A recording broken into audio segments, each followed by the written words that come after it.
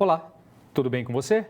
Meu nome é Cláudio Moreno e eu estou aqui para nós trabalharmos a matéria inicial de Direito Civil, ou seja, nós vamos falar de Direito Civil, pessoas e bens. Olha só, hein? Uma matéria de suma importância para você que está me ouvindo, para você que está me assistindo.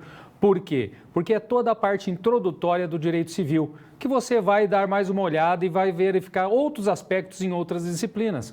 Então, você tem que ficar atento, você tem que dar uma olhada no material, né? Deve ter dado uma olhada no material e ficar atento à nossa aula aqui, porque tudo que você vai ver aqui vai ser aplicado a outras disciplinas que envolvem o direito civil.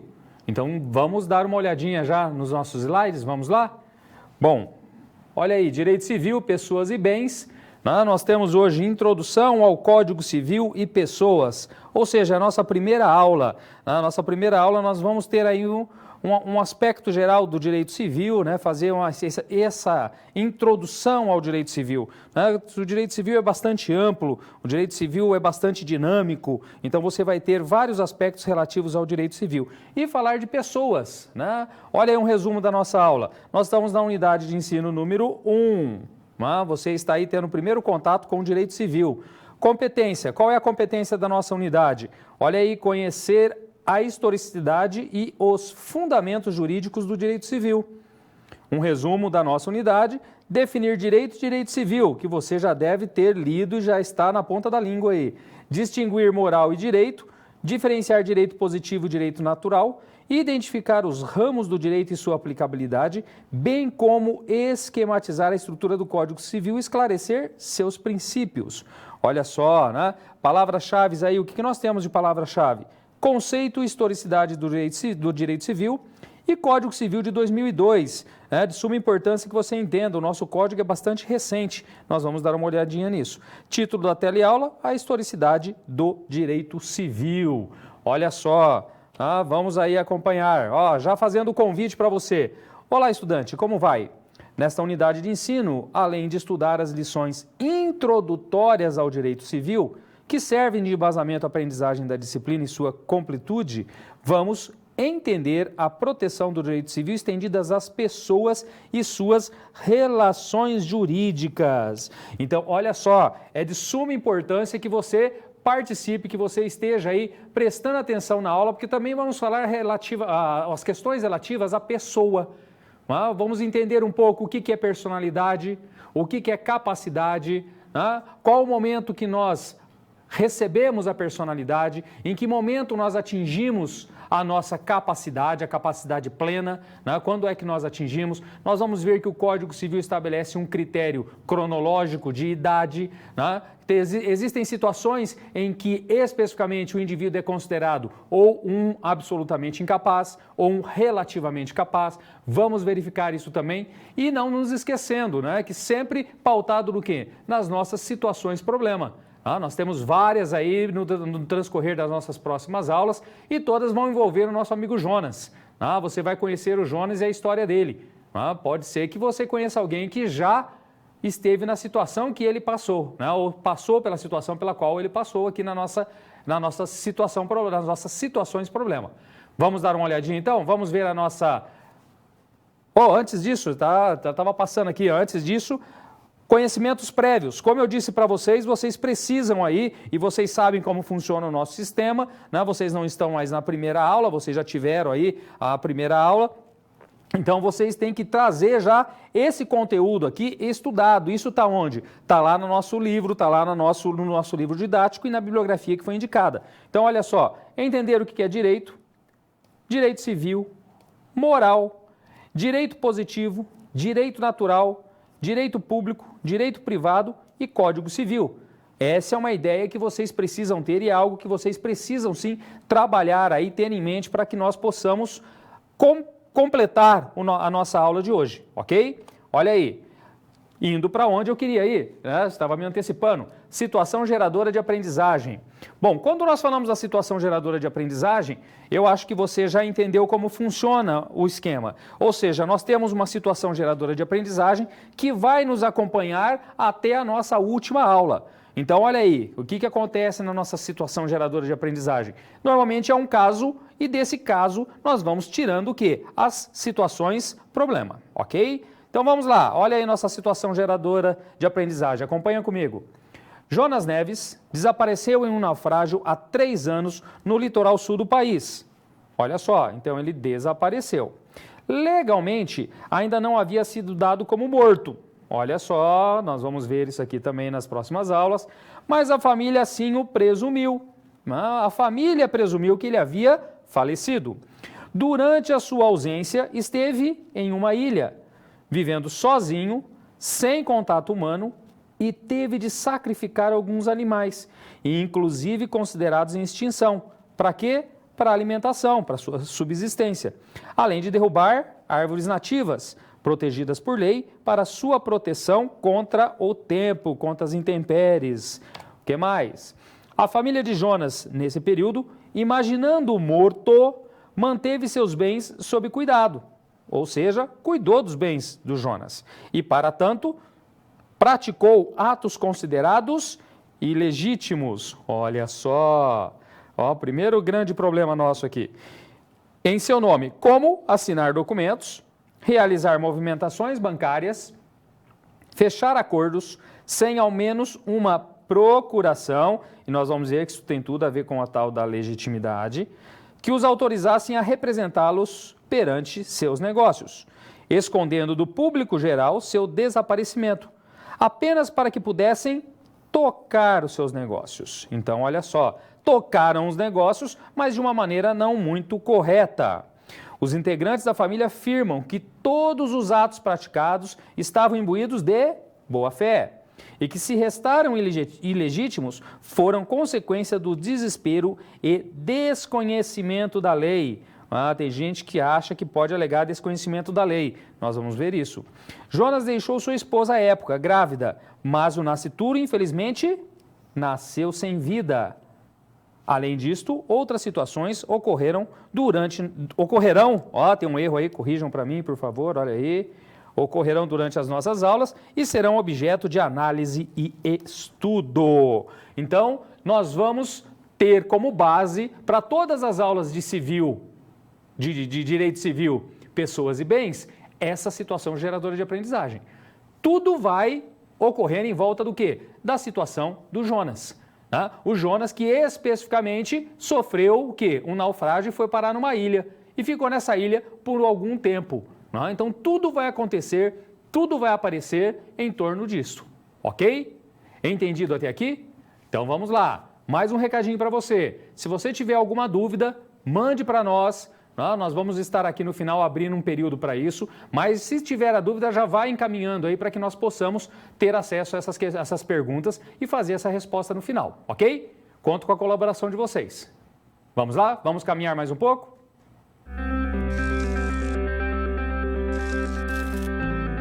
Olá, tudo bem? Espero que esteja gostando dessa aula. Como você pôde perceber, é muito importante estudar o conteúdo da pré-aula no ambiente virtual, antes de conhecer e resolver as situações problema. Vamos lá? As etapas para compreender e resolver as SPs são simples e facilitam os seus estudos. Primeiro, é necessário conhecer e interpretar os detalhes da situação problema, entender onde se passa a situação, quais agentes estão envolvidos e quais recursos estão disponíveis. Depois, é a hora de problematizar a situação apresentada, que são baseadas na realidade de mercado. E isso significa que seu desafio foi elaborado com base nas informações de empresas, experiência dos professores e acontecimentos do cotidiano da sua área. E por último, você vai solucionar as problemáticas. Para isso, você deve utilizar dos conceitos e das teorias vistas nas pré-aulas. Ficou claro? Então o desafio está com você. É hora da SP1. Caso surja um ponto de interrogação, você pode sempre acessar o fórum e enviar suas dúvidas, ok? Bons estudos e até mais!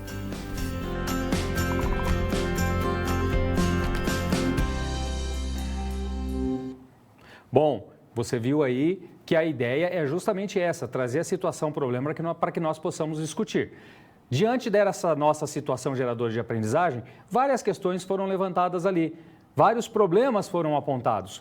Você viu que o Jonas sofreu um naufrágio, você viu que a família dele entendeu que ele estava morto, né, tocou os negócios dele sem ter uma procuração, sem ter legitimidade para isso. Né? O Jonas deixou a esposa grávida, né, e o filho nasceu sem vida. Então, todos os aspectos que envolvem uma determinada área do direito. Então, vamos analisar um pouco sobre isso, vamos aprofundar um pouco sobre todas essas situações na nossa primeira situação problema. Vamos lá? Olha aí, na nossa situação problema, né, diante de toda essa SGA, o que acontece? O que se questiona? Se questiona qual é o ramo do direito a ser analisado e utilizado para o saneamento dos problemas apresentados. Ou seja, todos esses problemas que estavam lá na SGA, qual é o ramo do direito a ser analisado? Em quais as estruturas, os tópicos se encontram dentro do Código Civil de 2002? Olha que interessante. Então, é por aqui que nós vamos estar caminhando especificamente nesses próximos minutos. Então, não perca o foco e vamos caminhar mais um pouco, vamos trabalhar esses assuntos relativos ao direito civil. Vamos lá? Bom, antes propriamente de falar em direito civil, eu preciso aqui retornar aquilo que você já deve ter visto lá no nosso livro. Né? O que é direito? A primeira coisa, primeira palavra, né? Você deve ter ouvido falar muito sobre direito, você deve ter, pode ser que você estudou, pode ser que você teve problema na justiça, né? E aí você ouve falar muito de direito, o direito, o que é esse direito, né? Muitas vezes as pessoas fazem o quê? Elas ligam o direito à lei, né? Isso é muito comum. Mas por que isso? Porque realmente a principal forma do direito transparecer para nós é através da lei, mas nós vamos ver que não é a única forma. Então, o que é o direito? O direito é um conjunto, primeira coisa, por isso que não é especificamente uma só. Tá? É um conjunto de normas gerais e positivas que regulam a vida social. Olha que interessante, primeira coisa que a gente já tem que observar. Quando nós falamos especificamente de direito, né, nós estamos falando do quê? Nós estamos falando de um conjunto de regras para a vida social. O que isso quer dizer? Quer dizer que quando eu tenho direito, eu tenho o quê? Sociedade. Olha aí. Né? E quando eu tenho sociedade, eu tenho o quê? Eu tenho direito. Então essa é uma regra, ou seja, nós não conseguimos viver em sociedade sem as regras, nós não conseguimos viver em sociedade sem um conjunto de normas que nós chamamos de direito. Ok? Então, quando nós falamos em direito, nós estamos falando do quê? Estamos falando desse conjunto de normas. Primeiro, né, uma característica aqui, né, das normas gerais. Né? Elas são gerais, elas se aplicam a todos. E positivas, ou seja, elas estão escritas. Essa é uma característica muito grande do direito brasileiro que vem lá do direito romano, né? Ou seja, positivação, no sentido de direito escrito. Então, toma cuidado com isso, ok? Então, direito, conjunto de normas gerais e positivas que regulam a vida social. O que mais? Como eu disse, a associação entre direito e lei, ela é muito grande. Tá? Mas o que é a lei? A lei é o quê? É uma fonte formal e a mais importante do direito. Se nós formos especificamente fazer uma escala de importância, essa importância decorre da utilização. É a fonte mais utilizada? É a fonte mais utilizada do direito. É a norma jurídica escrita e derivada do poder competente. Poder competente. Você deve se lembrar lá de aulas anteriores, quando se falava do quê? De divisão de poderes. Quem é que faz lei? Regra geral, quem faz lei é o poder legislativo. O poder legislativo faz lei. É lógico que não somente o poder legislativo. Outros poderes também fazem lei, mas essas leis são especificamente para a sua própria estrutura, para o seu funcionalismo. Mas a lei geral que é aplicada a todos, esse é o poder legislativo que faz, presente no conjunto das leis vigentes do país. Consideradas normas jurídicas podem ser consideradas como juízos de comportamento obrigatório. A partir do momento que a lei ela é considerada norma jurídica, ela é considerada como um juízo de comportamento obrigatório. O que isso quer dizer? Muito simples. Já ouviram aquela frase que lei é para ser cumprida? Exatamente isso. A lei é para ser cumprida. A lei existe para que nós cumpramos ela. E da onde decorre disso? Do comportamento obrigatório que a norma tem nela mesma. Então, a lei ela é obrigatória, ok? Por isso o comportamento obrigatório. Eu tenho que agir como a lei determina ou como a lei proíbe, né? Ou seja, se a lei proíbe alguma coisa, eu não posso fazer aquilo. Então, nesse sentido, é que existe esse comportamento obrigatório. O que mais? Só que aí nós precisamos fazer uma distinção, porque muitas vezes você já ouviu falar de direito e já ouviu falar de moral. E aí, qual que é a diferença? Tem diferença entre direito e moral ou é a mesma coisa? De repente você fala assim, não, mas a moral é um conjunto de regras. Sim, mas ela se diferencia do direito. A moral, ela se diferencia do direito. Vamos dar uma olhadinha aí? Olha aí, que está na tua tela. Moral é o quê? Conjunto de valores, olha que interessante, que cada um de nós tem sobre o bem e o mal, o certo e o errado. Então é subjetiva. A moral, ela tem essa característica de ser subjetiva. Quando você fala de moral, na origem, lá quando a gente fala ainda nos gregos, quando eles começaram a discutir a questão de moral, direito, surgiram juntos.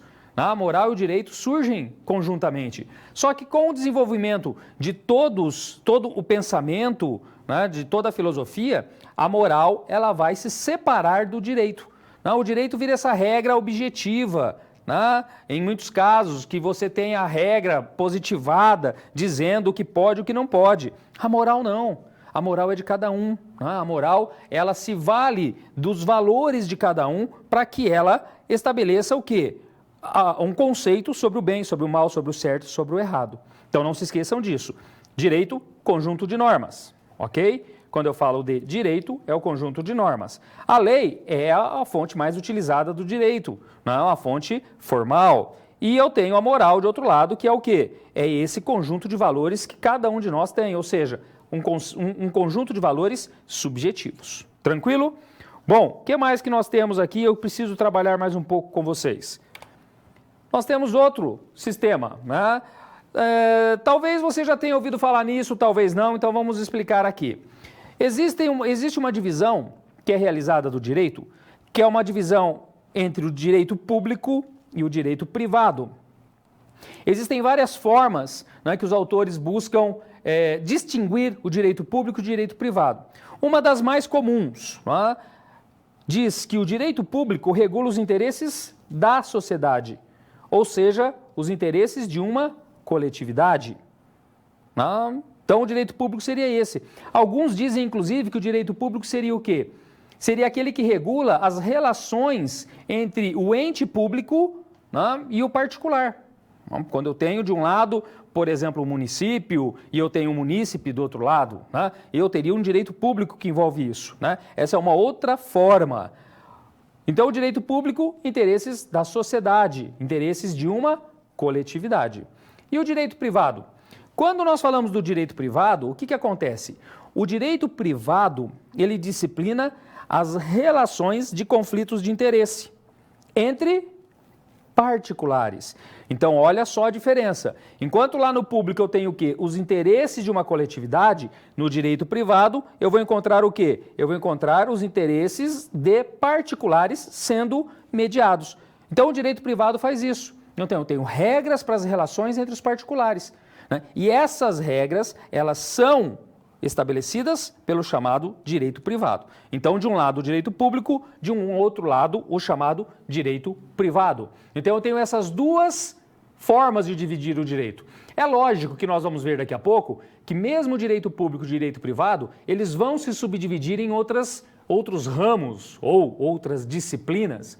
Então, nós vamos dar uma olhadinha também nesse aspecto, ou seja, eu tenho outros ramos do direito. Por isso que você já ouviu falar em direito constitucional, em direito civil, em direito penal, que está em voga direito trabalhista, previdenciário, por causa da reforma. Então, nós temos toda essa ideia e aí essas matérias elas vão se encaixando no direito público, no direito privado, ou elas têm uma característica mais de serem mistas. Alguns autores trazem algumas dessas disciplinas, algumas dessas matérias como sendo mistas, ok? Claro aqui? Entendido? Vamos voltar aos slides? Olha aí.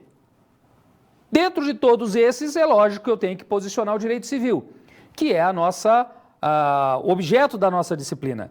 O direito civil, o que é? É um ramo do direito privado. Perfeito? Então, primeira coisa, já ligamos ao direito privado. Então, quer dizer que o direito civil, ele trata das relações de conflito de interesses entre particulares. Olha só, essa aqui já é uma característica muito profunda que vai diferenciar o direito civil de outras disciplinas. Olha aí, o direito civil é um ramo do direito privado, trata-se de um conjunto de normas jurídicas que regulam as relações entre as pessoas e entre estas e seus bens. Olha só, porque você poderia estar pensando que o direito civil seria só para regular as relações entre as pessoas, não? Mas não é somente entre as pessoas, também entre as pessoas e seus bens. Como que a pessoa se relaciona com o seu bem? Não? Que tipo de bem ela tem? O que ela pode fazer com um bem? Bem aqui no sentido amplo, não? Um carro, um apartamento, o que ela pode fazer com isso? Como que ela se relaciona com isso? Isto também é objeto de estudo do quê? Do direito civil. Então, por isso a importância da nossa disciplina aqui, para você começar a entender como isso funciona, porque isso vai ter reflexos em outras disciplinas que você vai ter durante o curso. Ok? Vamos lá? Vamos voltar ao slide? Então, nós entendemos o que é direito público, entendemos o que é direito privado e agora onde se encaixa o direito civil. Então, o que nós temos aqui? Eu costumo brincar com isso, porque normalmente eu costumo dizer que nós temos aqui, sabe aquela história da árvore? Imagina que isso aqui é uma árvore, tá? Olha que bonitinha. Então, você tem dois ramos. Você tem o ramo do direito público e tem o ramo do direito privado. É tudo direito? É tudo direito. Compõe todas aquelas regras, compõe todas aquelas regras, aquele conjunto de regras. Mas, de um lado eu tenho o público e do outro eu tenho o direito privado, ok? Tranquilo? Vamos lá? Olha aí, só para vocês entenderem um pouco, isso aí está no seu livro, tá? Eu tirei de lá. E o que ele consta? O direito, ok, dividido em direito público e em direito privado. Além disso, há uma divisão entre direito público interno e direito público externo, direito privado interno, direito privado externo. E aí o que acontece? Olha só, direito público interno, direito constitucional, direito administrativo, penal, tributário, direito processual civil, direito judiciário. Então, você observa que todas essas disciplinas, elas têm a ver o quê? Com aquela coletividade que foi dita lá atrás. Direito público externo, eu poderia falar do direito internacional público, tá? Direito privado, aí o direito interno, direito civil, tá? E o direito, você pode olhar aqui e falar assim, nossa, tem pouquinho no privado preferente ao público. Não, mas é que dentro do direito civil você tem direito de família, você tem direito às obrigações, você tem direitos reais, você tem responsabilidade civil, né? Direito das coisas, e aí você vai embora em toda essa discussão dentro do direito civil. Direito comercial ou direito do trabalho, né? Você tem essa divisão também. E no externo, eu só peço que você corrija uma coisinha aí, que eu não considero essa daqui, né? Olha aqui, tá? Direito externo, direito internacional privado.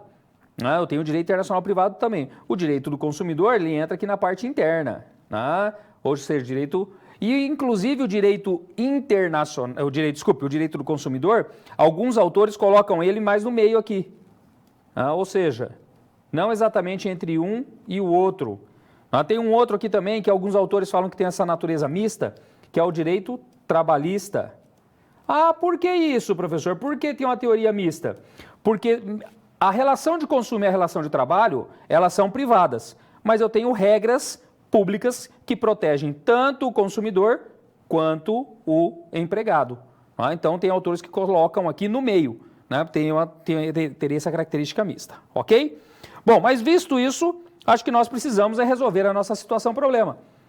E olha aí, quando nós falamos daqueles problemas que estão envolvidos, que envolvem o Jonas na nossa situação geradora de aprendizagem, a maior parte das questões que envolvem essa situação são do direito privado. Certo ou errado? Não é isso que a gente viu? Nós não vimos exatamente isso?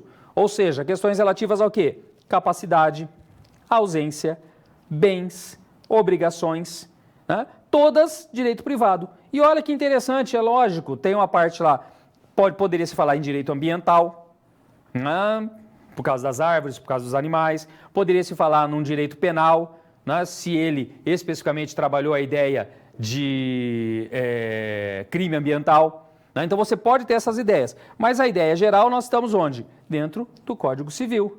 Olha só, capacidade, Código Civil, ausência, Código Civil, bens, Código Civil e obrigações, Código Civil. Né? Então olha só a importância do Código Civil nessas relações que foram passadas aqui. Então em todas elas nós vamos ter aplicabilidade do quê? Do Código Civil, ok? Espero que você tenha compreendido esse nosso primeiro momento. E eu já queria chamar aqui a nossa segunda situação problema. Vamos lá?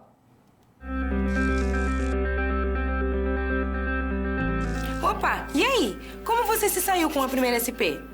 Com as dicas que a gente viu, nem ficou difícil, não é mesmo? Você percebeu o caminho traçado para obter uma solução satisfatória? Primeiro, você estuda os conceitos teóricos. Em seguida, você conhece e avalia a situação. E só então você tem conhecimento suficiente para se empenhar em resolver a situação-problema. Entendeu por que é importante fazer uso de todos os recursos do material didático antes de iniciar as SPs? No ambiente virtual, você encontra textos, webaulas e vídeos para enriquecer os seus estudos. Vamos para mais um desafio? Boa sorte na SP2 e até mais!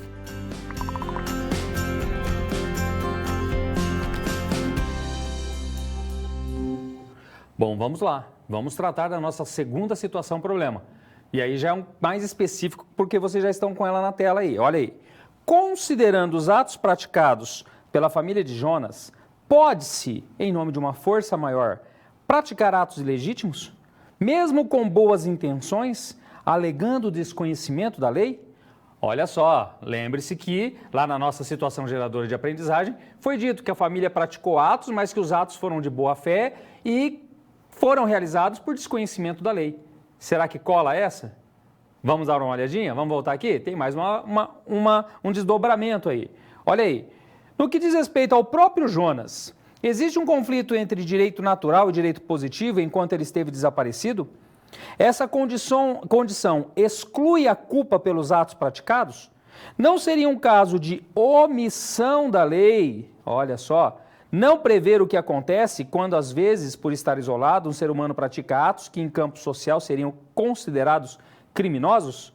Olha que interessante aqui a pergunta, né? A pergunta do livro é bastante perspicaz. Por quê? Porque será que ele estando lá naquela ilha, eu falei para vocês que eu preciso de uma sociedade, será que ele, por estar naquela ilha, ele poderia praticar qualquer ato? Olha, será que isso é uma omissão da lei? E como que o juiz faz quando existem omissões na lei ou as lacunas, quando nós chamamos? Então é isso que nós vamos verificar agora. Vamos lá?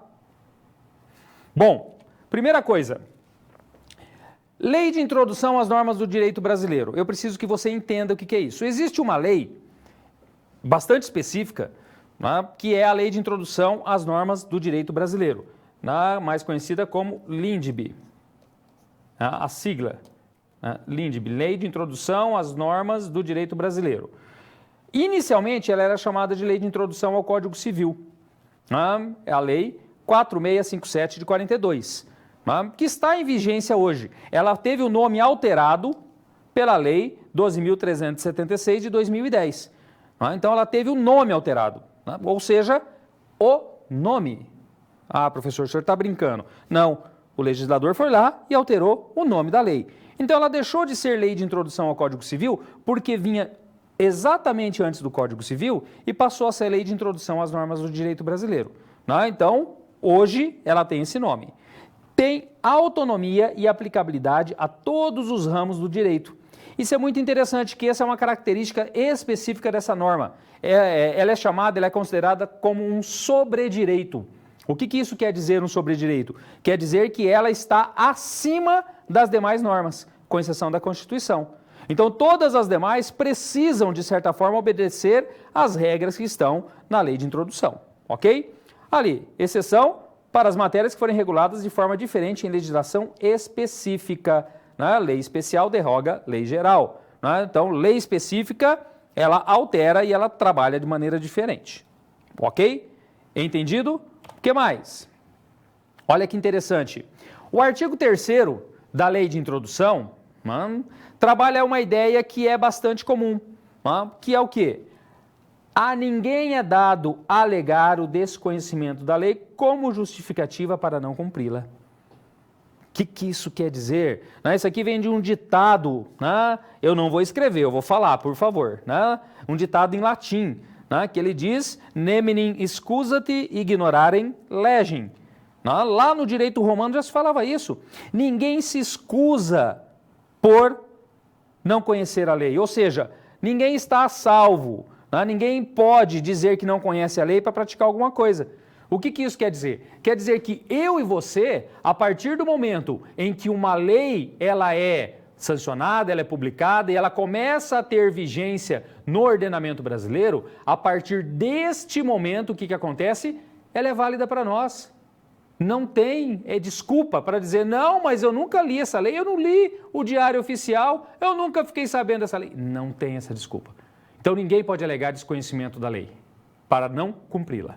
Ok? Vamos voltar ao slide? Olha aí. Pela lei de introdução, tem aplicabilidade no ordenamento brasileiro o sistema da obrigatoriedade simultânea. O que isso quer dizer? Dentro do território nacional, a lei começa a valer para todo mundo no dia em que foi determinado pelo legislador. O legislador pode ter dado uma vacatio legis? Pode. Né? Pode ter observado a vacatio legis lá de 90 dias. Tranquilo. Né? Passou os 90 dias, que a vacatio legis é justamente isso, ou seja, um período para que a sociedade se adapte e conheça a lei.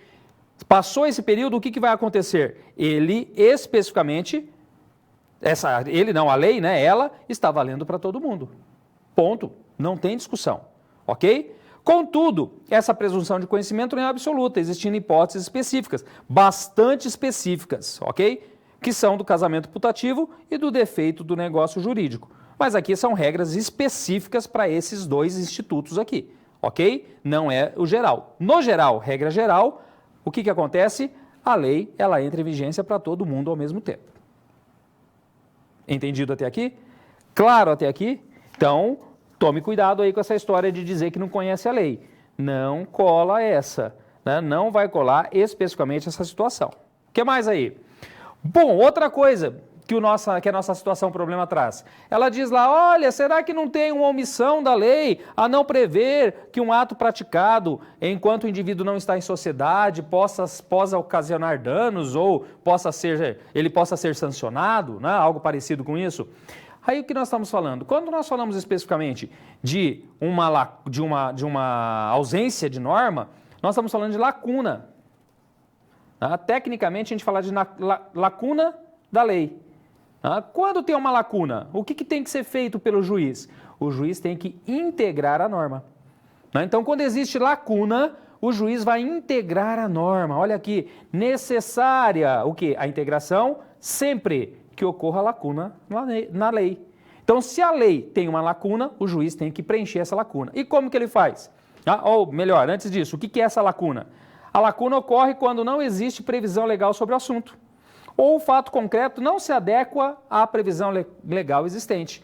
O que isso quer dizer? Hoje é muito difícil, né? Porque com a evolução do direito, muita coisa vai acontecendo. Mas você fala em lacuna, você pega, por exemplo, aqui, né? Quando não existe especificamente algo escrito na lei sobre aquele assunto. Ou então, aquele fato concreto, né? Aquilo que aconteceu, não se adequa a nenhuma previsão legal existente. Então, aí eu tenho lacuna. E aí precisa o quê? Aplicar o artigo 4º da Lei de Introdução. Então, a Lei de Introdução, no artigo 4º, ela diz o quê? Que o juiz vai poder, né, utilizar da analogia dos costumes e dos princípios gerais de direito. Olha só. Então, o juiz vai poder utilizar destas regras aqui. E aqui é interessante, porque quando a gente fala de lacuna, quando a gente fala de integração da norma, o juiz, ele pode se utilizar desses.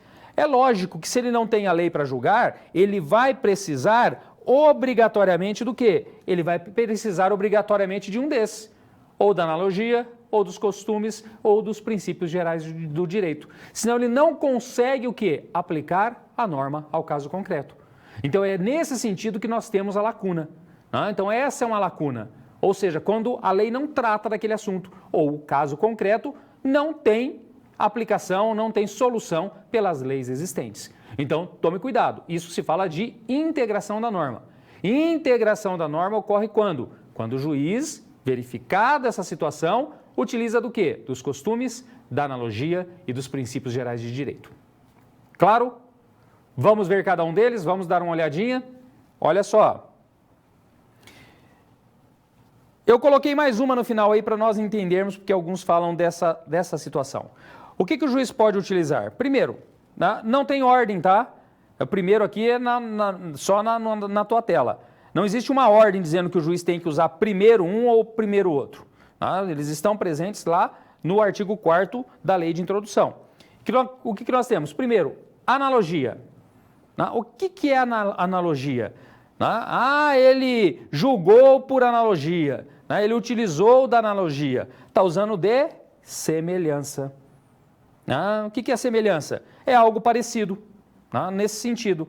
Vai pegar um caso que não é idêntico, mas é parecido e vai aplicar a regra que foi aplicada ali. Isso é analogia, análise de semelhança. Costumes, olha aí, os costumes, em alguns países, em alguns ordenamentos, o costume é muito forte, a utilização do costume é muito forte, O costume tem um peso muito grande em determinados ordenamentos. No Brasil, ele é utilizado para quê? Para integrar a norma. É uma prática reiterada. Então, quando a gente fala de costume, nós estamos falando do quê? Dessa prática reiterada por um dilatado espaço de tempo. Costume é isso, aquilo que se faz por muito tempo, e além de se fazer por muito tempo, ela tem especificamente um viés, que é um viés que nós falamos de subjetivo, que é justamente a crença na sua obrigatoriedade. O que eu quero dizer com isso? Que um costume, ele é uma prática reiterada, realizada por longo espaço de tempo, e aqueles que praticam aquele costume acreditam que ele é obrigatório. Então, tem os dois elementos aí. O elemento objetivo, que é a prática reiterada do ato, e eu tenho o elemento subjetivo, que é o quê? A crença na obrigatoriedade. Aí eu vou ter um costume. Isso é um costume, de maneira geral, para você que me ouve e me assiste aí, ok? Vamos voltar ao slide? O que mais? Nós temos também o quê? Os princípios gerais de direito. Os princípios gerais de direito são proposições diretivas do direito positivo. Regras gerais, que não precisam estar escritas. Elas não precisam ser escritas, são norteadoras de todo o ordenamento pátrio. Então, todo o ordenamento, ele tem princípios. Esses daqui que nós falamos de princípios gerais, são aqueles que não precisam estar escritos. Não precisa estar na Constituição. Quer um exemplo deles? Dar a cada um o que lhe é de direito. Precisa estar escrito em algum lugar? Não precisa. Acredito até que se todo mundo seguisse essa regra, nós teríamos muito poucos problemas. Mas a regra, esse é um princípio geral. Dar a cada um o que lhe é de direito. Ok? Vamos lá? Temos mais um item aí. A equidade. A equidade, você tem que tomar cuidado. Porque equidade, ela só pode ser utilizada pelo juiz quando a lei autoriza. Então, quando a lei autoriza, ele pode utilizar a equidade. É diferente da analogia, do costume e dos princípios gerais. Mas o que significa equidade? Equilíbrio, ponderação, razoabilidade. Ou seja, o juiz vai fazer o quê? Vai analisar aquela situação com equidade. É até bonito o termo, né? Equidade. E ele representa algo também bonito. Por quê? Razoabilidade. Não pode ser algo de extrema, não pode ser aquela história de 8 ou 80. Não, ele tem que ser razoável. Ele tem que ser razoável quando ele vai fixar, por exemplo, uma multa num processo. Então, ele tem que agir com razoabilidade. Ok? Vamos solucionar a nossa situação-problema? Vamos lá? O que nós temos aí? Olha, a primeira situação, a primeira pergunta que foi feita lá atrás. O que foi dito lá? Será que especificamente poderia caber essa alegação de que foi feito com boas intenções e alegação de desconhecimento da lei? Nós vimos que, segundo o artigo 3º da lei de introdução, a ninguém é dado alegar o desconhecimento da lei como justificativa para não cumpri-la. Então não cola. Então não vai colar a família do Jonas dizer que eu não conhecia a lei. Não vai. Na segunda situação, olha aí, o próprio Jonas, o que ele fez lá, tudo que ele fez na ilha. Precisamos lembrar que o direito se aplica em uma determinada sociedade. Assim, na ilha, Jonas não estava em uma sociedade. Desta forma, as regras que ele observava eram as regras morais e o direito natural, é lógico. E por quê? Porque estava envolvendo a sobrevivência e o seu estado de necessidade. Né? Então, se é uma omissão da lei, não prever essa situação que o Jonas poderia enfrentar, nós estamos frente à aplicação do artigo 4º. Ou seja, omissão, e o juiz deve integrar a norma com base no quê? Nos costumes, nos princípios gerais e na analogia. E lógico, né? Porque nós responderemos isso aqui com princípios gerais. Né? O princípio é a vida, o principal deles. Ok? Entendido? Então não esqueça, se tiver alguma dúvida, mande para nós aqui. Vamos à nossa próxima situação problema? Olá! Agora que você já solucionou 2 das SPs, muitas das teorias vistas na pré-aula fazem mais sentido, não é mesmo? Essa é justamente a função das situações problema, te preparar de forma mais prática para a realidade da vida profissional. Já conhecer algumas das situações que podem surgir no dia a dia faz de você um aluno mais preparado para o mercado de trabalho. Bom, a SP3 já vai começar. Se ficar com dúvida em algo, pode entrar no fórum e enviar sua pergunta, ok? Até mais!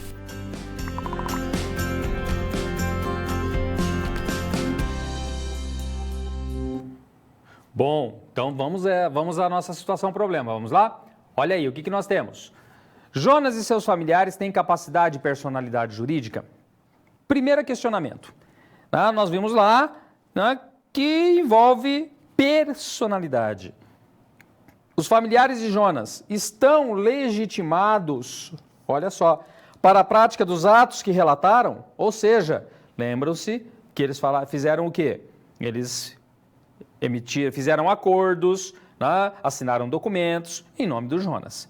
Separam-se que os atos praticados por pessoa física e pessoa jurídica, será que é a mesma coisa ou tem que estar separado isso? Vamos dar uma olhadinha? Vamos lá? Bom, primeira coisa que nós precisamos entender, que eu peço que você preste atenção, porque isso aqui, muito provavelmente vai estar lá na sua prova.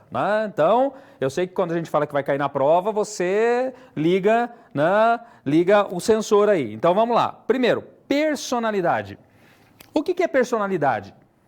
Eu não estou falando de personalidade, personalidade do ponto de vista específico da biologia, da área de saúde, da psicologia. Não é isso. Aquela pessoa tem personalidade forte. Não tem nada a ver com isso. A personalidade aqui, nós estamos falando de um instituto de direito, um instituto jurídico, que cada um de nós tem. Então, a personalidade. Mas o que significa? O que é personalidade? Vamos lá? Olha aí. Personalidade pode ser definida como, olha só, aptidão genérica para adquirir direitos e contrair obrigações ou deveres na ordem civil. Lógico, não se esqueçam disso, nós estamos falando de direito civil. Então, o foco é o direito civil. O direito penal e outros aí, eleitoral, tem situações diferenciadas. Então, na personalidade, é essa aptidão genérica. E olha que interessante, quando é que nós adquirimos essa personalidade? Isso muita gente tem dúvida. Mas eu em sala de aula, lecionando essa disciplina, eu perguntei, quando você adquire a personalidade? Aí vem aquelas respostas assim, quando eu atinjo 15 anos. Não, quando eu começo a falar. Não. Personalidade, o Código Civil estabelece que a pessoa física, ou seja, o Código Civil trabalha com o termo pessoa natural, que é o ente sujeito de obrigações, ou seja, aquele que pode ser credor ou devedor de uma obrigação, adquire com, olha só, gravem isso, do nascimento com vida. O Código Civil estabelece que a personalidade se inicia com o nascimento com vida. Isso é de suma importância, você tem que entender isso daqui.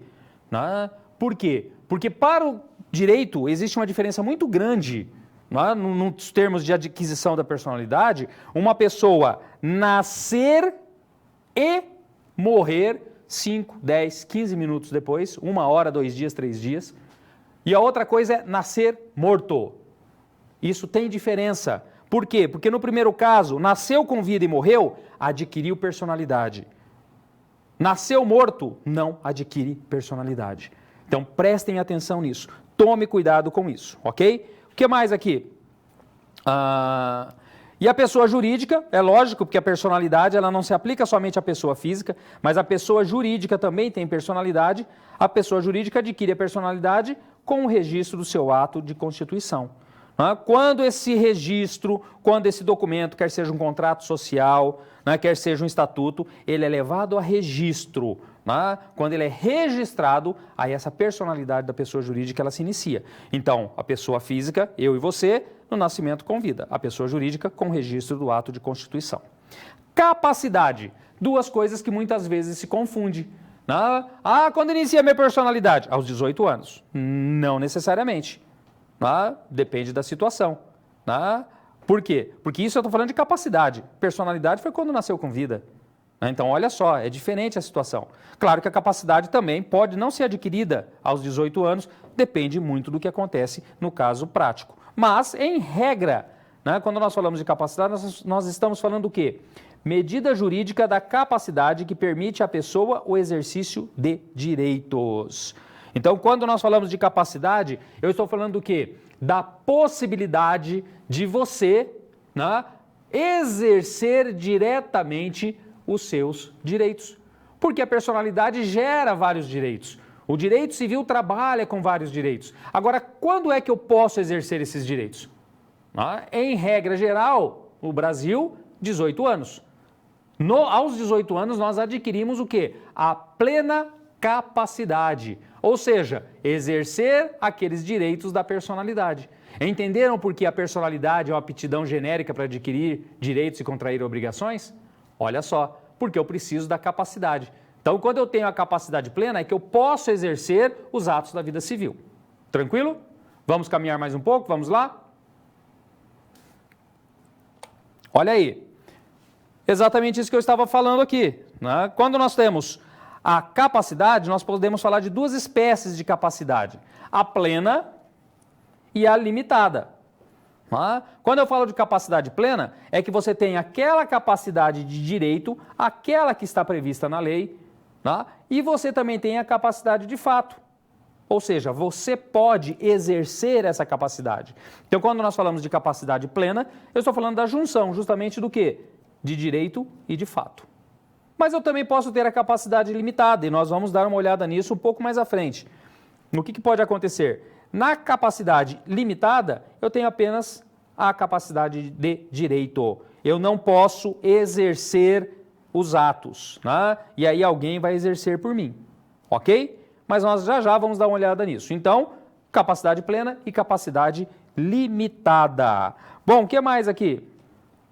Olha aí. E a legitimação?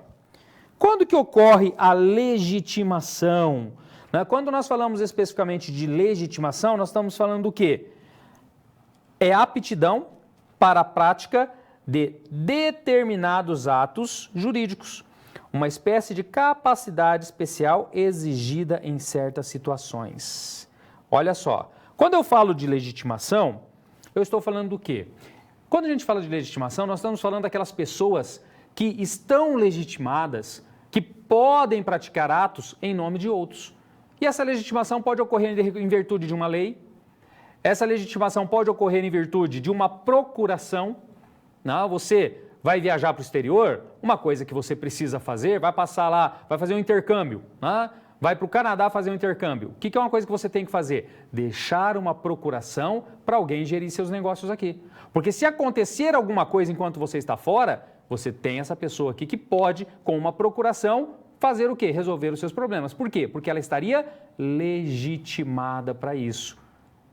Então, através de uma procuração. Mas também pode ser através da lei. Ou pode ser através de uma decisão judicial. Essa legitimação pode vir através de uma decisão judicial. O juiz determinando quem é que vai ter essa legitimação. Ok? Então não se esqueçam, a legitimação é para a prática de determinados atos da vida civil. Vamos lá? Vamos voltar ao slide? Olha aí, assim, para que alguém pratique um ato em nome de outro, necessita de legitimação. Precisa estar legitimado. Olha que engraçado. Eu falei para vocês que nós temos a capacidade. Nós temos a capacidade aqui, ó. Voltando um pouquinho, a capacidade plena e a limitada. Quando eu tenho a limitada, eu tenho meramente a de direito. Se eu tenho meramente a de direito, alguém tem que exercê-la por mim. Então, alguém tem que estar legitimado. Olha só, nas incapacidades, que é o caso, né, quando eu tenho, voltando à tela novamente, quando eu tenho a capacidade limitada, ou seja, eu só tenho a de direito, eu não posso exercer. Se eu não posso exercer, quem é que vai poder exercer por mim, no meu lugar? Isso a gente chama de incapacidade. Né? Na incapacidade temos a legitimação do representante. Quem é o representante? O representante é aquele que tem legitimação em nome do menor de 16 anos. O menor de 16 anos, que é considerado um absolutamente incapaz, ele tem um representante, normalmente pai ou mãe ou alguém que a lei determina ou o juiz determina. Então aí nós temos a legitimação do representante. Né? O representante é o menor de 16 anos. Já o maior de 16 e menor de 18, né? Que aqui eu falo do relativamente incapaz, ele é assistido. Aí eu tenho um assistente. O assistente pode ser o pai, a mãe, né? Ou pode ser alguém que o juiz determine, ok?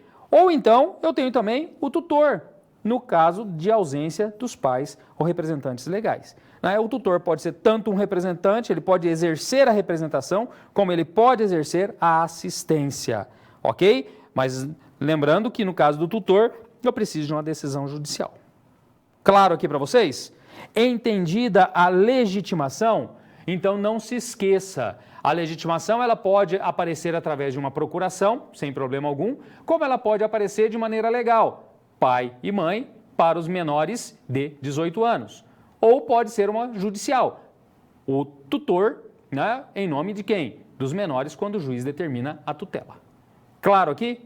Entendido aqui? Vamos à nossa resolução da situação problema? Vamos lá? Olha aí. O que nós analisamos aí? Qual era o questionamento? Jonas e seus familiares têm capacidade e personalidade jurídica? Será que tem?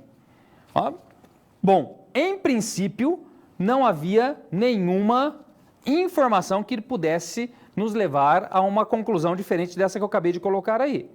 Então, em princípio, Jonas e seus familiares têm capacidade e personalidade.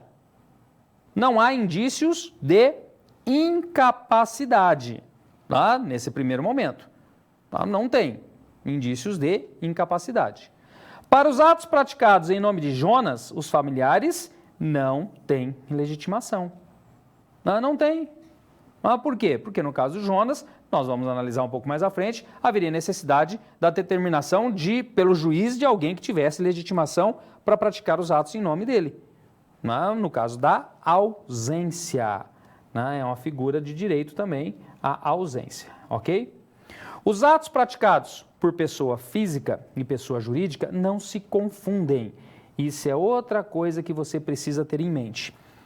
Não se confundem? Não. E devem ser separados.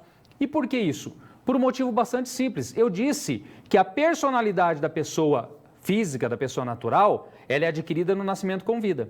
E da pessoa jurídica, no registro do ato constitutivo. Ok? Fechado. O que isso quer dizer? Cada um tem a sua personalidade. Não se mistura a personalidade dos sócios com a da pessoa jurídica. Não se mistura essa personalidade, né, no âmbito de uma pessoa jurídica. Então não há essa mistura de personalidade. Eu posso ter responsabilidade patrimonial em decorrência do tipo societário. Aí são outros 500. Mas por que eu estou dizendo isso? Porque quando nós falamos especificamente da personalidade, elas são separadas. Tanto é que eu e você temos o nosso CPF. Se você pegar uma pessoa jurídica, ela vai ter o CNPJ. Por quê? Porque ela tem uma inscrição diferenciada, ela tem uma personalidade diferenciada. Ok? Entendido aqui? Espero que você tenha compreendido. Vamos caminhar mais um pouco?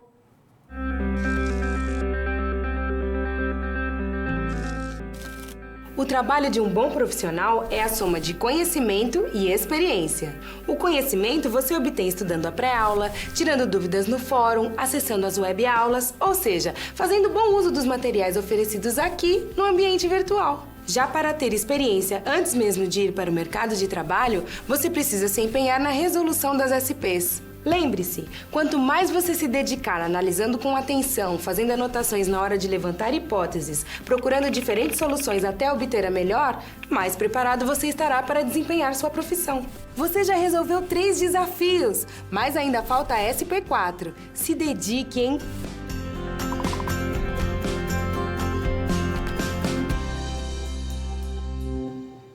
Bom, estamos caminhando aqui para o final da nossa aula. Nós estamos na SP4. Não posso esquecer de dizer para você, se tiver alguma dúvida, mande para nós aqui, para que nós possamos aí estabelecer algumas respostas para aquilo que você ficou com dúvida, ok? Mas vamos aos slides aqui para nós vermos como ficou. Olha só, Jonas, por motivos muito óbvios, né? Lógico, estava especificamente numa ilha, né? Naufragou, ele deixou de honrar seus compromissos enquanto cidadão.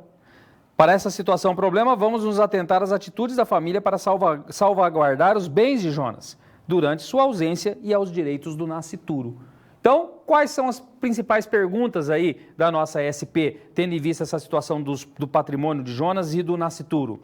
Quais são os resultados no que diz respeito aos negócios jurídicos? Olha só, vamos entender um pouquinho aqui, né, de maneira rápida, o que são os negócios jurídicos, até porque você vai ter uma disciplina específica sobre isso, né?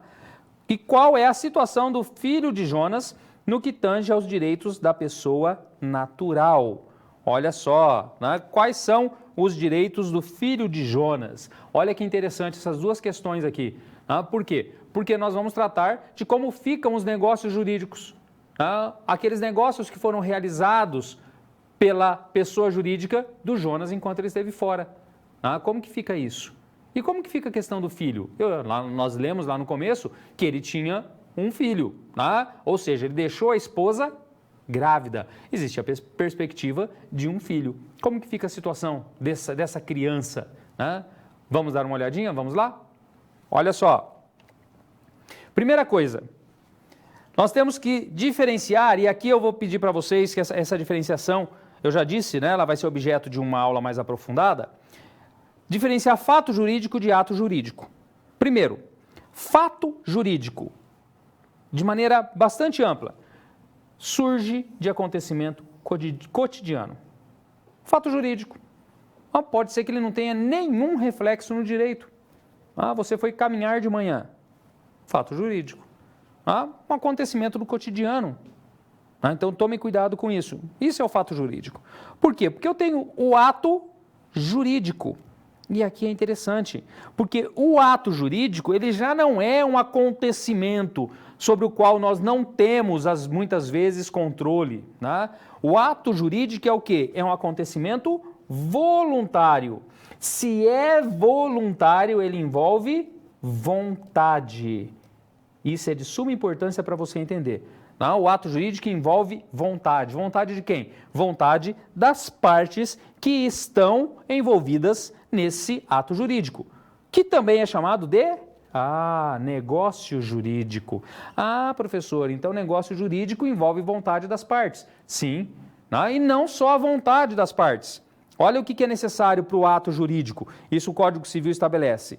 Primeiro, para que eu tenha um ato jurídico válido, eu preciso de agente capaz. Olha só, preciso de agente capaz. Eu preciso de objeto lícito, possível, determinado ou determinável. O que é cada um deles? Objeto lícito, é claro, aquilo que não é proibido pela lei. Você não pode ter um contrato, ok? Um contrato, você não vai assinar um contrato que envolva o quê? Venda de cocaína. Por quê? Porque é um objeto ilícito. Então, não dá para ser um contrato no âmbito do direito civil brasileiro. Por quê? Porque pede objeto lícito. Agente capaz, eu acabei não falando, mas lá no código, como eu falei agora há pouco, o agente, a pessoa, o indivíduo, atinge a capacidade, em regra, aos 18 anos. Regra, nós vamos ver que existem exceções. Então, agente capaz, ter capacidade para celebrar o ato, o objeto tem que ser lícito, possível. que isso quer dizer? Não é algo que seja impossível de ser realizado. Quem está assumindo a obrigação se sabe de antemão que ele tem possibilidade de cumprir aquilo. Determinado, eu já sei o que é, eu já sei o que é o objeto daquele contrato, ou determinável, aquilo que eu ainda vou saber do que se trata, como que vai ser, na sua principalmente qualidade, principalmente na sua qualidade. Então você tem que tomar cuidado com isso. O objeto lícito, possível, determinado ou determinável. E o Código Civil também fala que a validade do negócio jurídico, ela requer forma prescrita ou não, defesa em lei. O que isso quer dizer? Que quando existe uma forma estabelecida pelo direito, quando existe uma lei que estabelece que especificamente eu tenho que fazer daquela forma, por exemplo, a compra e venda de imóveis. Dependendo do valor, é obrigatório que seja através do contrato, seja por instrumento público. Isso é a forma prescrita em lei. A lei está dizendo a forma que tem que ser feita. Então, eu não posso fazer de uma outra forma, sob pena de atingir a validade desse negócio. Então, só tomem cuidado. Eu preciso observar isso daqui para que o negócio jurídico ele seja válido. Ok? Vamos caminhar mais um pouco? Vamos lá? Olha aí. O que mais? Aí eu tenho uma outra situação. Por quê? Porque eu tenho os chamados atos nulos e os atos anuláveis. O que é isso? O que são nulos? São nulos os atos ou negócios jurídicos viciados em sua substância. E eles não produzem efeitos. Ato nulo. A nulidade vai até lá na hora em que foi assinado, retroage no tempo. Então, eles são viciados na sua substância. Ou seja, não dá para fazer nada, ele é nulo. Então, ele não produz efeito. Por quê? Porque ele é considerado nulo. Esse negócio jurídico pode ser nulo, mas esse negócio jurídico pode ser anulável. E o que isso quer dizer? São anuláveis, por sua vez, os atos viciados apenas quanto à forma e não quanto à substância. Ou seja, a forma não foi a correta. A forma não foi a correta, então pode ser corrigido? Em muitos casos pode ser corrigido. Aí eu tenho o quê? Um ato anulável. Então essa é uma grande diferença. Inclusive quando a gente fala do ato anulável, não é especificamente, ele não volta no tempo, ele não vai lá na origem do ato. Ele é da partir da decretação para frente que vai ter essa nulidade. Pode ser que nunca apareça essa nulidade.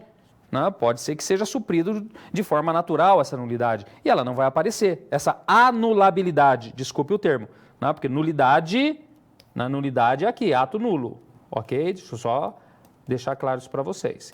E quando eu falo dos atos anuláveis, eu tenho a anulabilidade. Ok? Opa.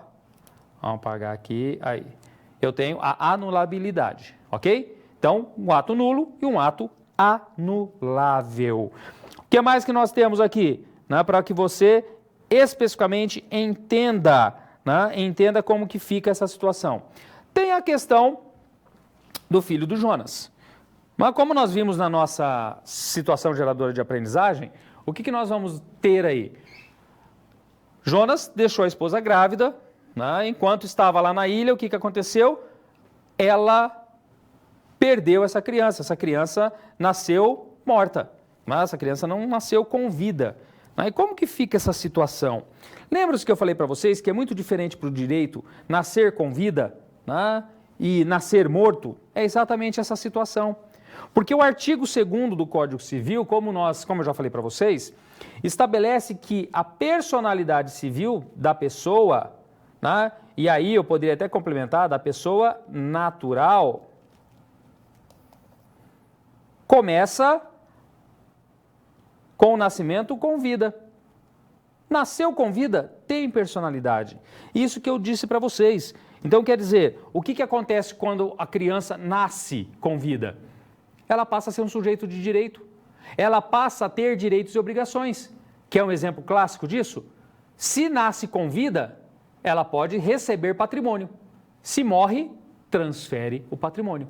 Então, nesse momento de vida, que levou, vamos supor, uma criança nasceu 15 minutos depois faleceu, ela pode ter herdado algum patrimônio dos seus pais, de repente um acidente, pai e mãe morreram, ela herdou E aí o que acontece?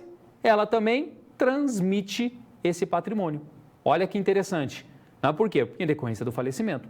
Por isso, a questão de se saber se nasceu com vida ou nasceu morto ou se é um natimorto. Ok? Essa é a grande questão, principalmente que tem grandes reflexos no campo patrimonial. Vamos voltar lá? Vamos ver o slide? Olha aí.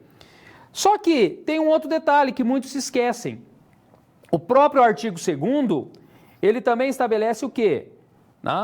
Que a lei põe a salvo, desde a concepção, os direitos do nascituro. Bom, então desde a concepção, o nascituro, aquele que ainda está no útero, ele é protegido pela lei. Então, olha só. Está no útero, tem personalidade? Não. Vai ter personalidade quando? Vai ter direitos quando? Vai ser um sujeito de direito quando? Quando nascer com vida. Não se esqueça disso. Mas mesmo não tendo personalidade, ainda, o nascituro ele é protegido pela lei, conforme estabelece o Código Civil. Ok? Vamos lá? Vamos voltar ao slide? Olha aí. O nascituro é aquele que irá nascer. Está protegido por lei desde a concepção. Bom, se você quer se aprofundar um pouco, vai dar uma olhadinha lá. Quais são as correntes que especificamente estabelecem qual é o momento da concepção. Ainda o Supremo Tribunal Federal ainda está discutindo isso, só para vocês terem uma ideia. Então, nós não temos ainda algo fechado, nós temos várias teorias sobre a concepção a partir do momento que se inicia a vida. Contudo, como eu já disse para vocês, o nascituro somente adquire a personalidade com o nascimento com vida. Então, ele só vai passar a ter direitos a partir do momento que nascer com vida. Espero que isso tenha ficado muito claro para vocês, porque essa questão do nascimento com vida e da proteção do nascituro, ela está no topo das discussões aí ultimamente. Ou seja, principalmente a questão do que é vida. A partir do momento que temos vida, a partir do momento que esse nascituro realmente tem vida, então existem algumas discussões com relação a isso, ok? Algumas teorias que estão sendo discutidas no momento. Mas vamos solucionar a nossa situação-problema? Vamos lá? Olha aí. Olha que interessante. Os negócios jurídicos, não era a primeira pergunta lá? Quais são os resultados no que diz respeito aos negócios jurídicos? Aqueles que foram praticados pela família do Jonas. O que acontece com esses negócios jurídicos? Olha só, nulos. Eles são nulos, está aqui, ó. Eles vão ser nulos, desde a origem.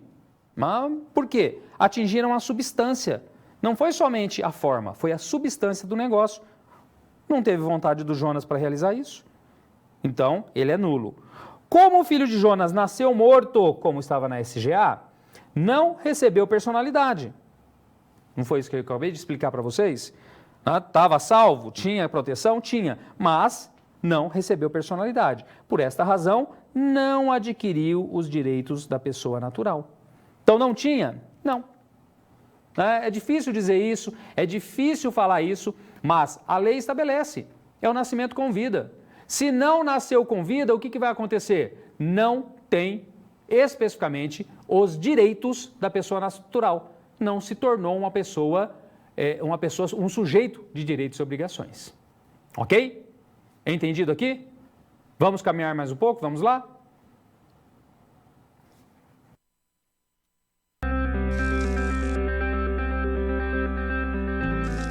E agora que todos os desafios foram concluídos com sucesso, é hora de refletir sobre o que foi visto. O objetivo das SPs é ampliar o seu conhecimento e te ensinar a como utilizar na sua realidade profissional os conceitos vistos aqui. Essa é uma metodologia que exige muita proatividade e empenho da sua parte, já que segue o modelo de uma das tendências mais avançadas no mundo, a sala de aula invertida. E em contrapartida, vai te transformar num profissional diferenciado e mais qualificado para desempenhar as funções da sua profissão. Por isso, faça bom uso dos materiais e das interatividades oferecidas. Não deixe de acessar o seu ambiente virtual e completar a sua pós-aula, ok? Cada parte do processo é essencial para a sua aprendizagem. Até mais!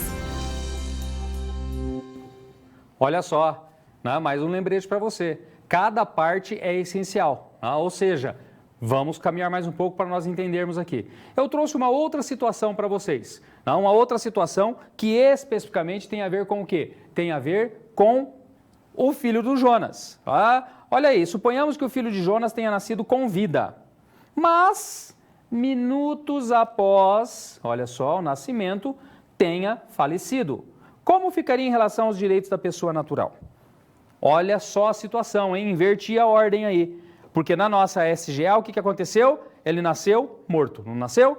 Então, vamos lá, vamos recapitular um pouco só para nós fecharmos aqui. Olha só, como vimos, a personalidade é a aptidão genérica para aquisição de direitos, não é? Nós falamos isso, né? Diferenciamos personalidade de capacidade. Então, a personalidade é essa aptidão genérica para aquisição de direitos, né? Que nós temos, né? Que cada um de nós tem, né? Quando, né? Nascemos com vida. Olha que interessante. Né? Então, para que eu tenha essa personalidade, para que eu tenha essa aptidão genérica, né? Eu tive que nascer com vida. Essa é a ideia. Ah, não se esqueçam disso. Eu estou falando de direitos. Tá? Essa criança teria direitos quando nascesse com vida.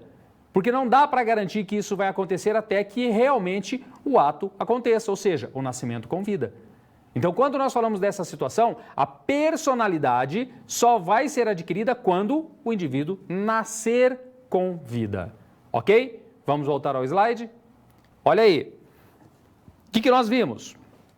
Que o nascituro ele é protegido pela lei desde a sua concepção.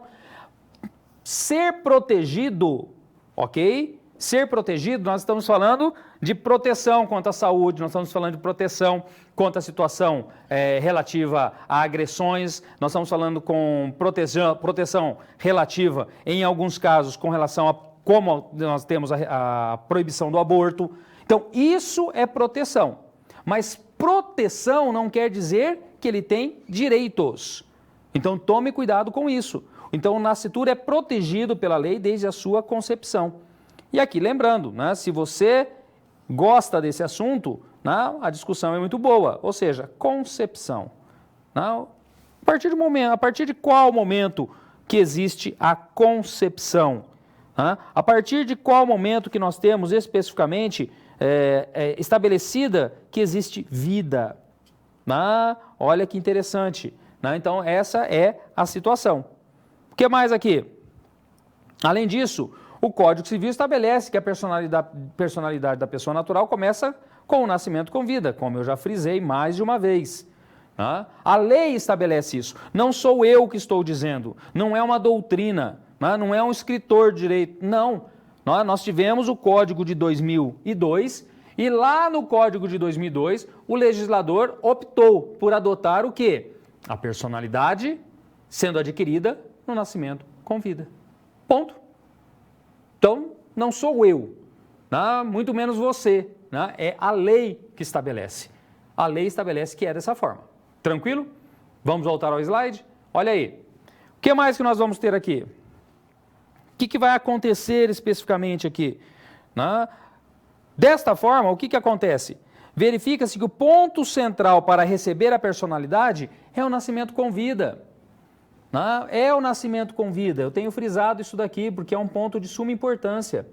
Se considerarmos que o filho de Jonas nasceu com vida, mesmo que tenha falecido minutos após o seu nascimento, verifica-se que adquiriu personalidade e, consequentemente, os direitos da pessoa natural.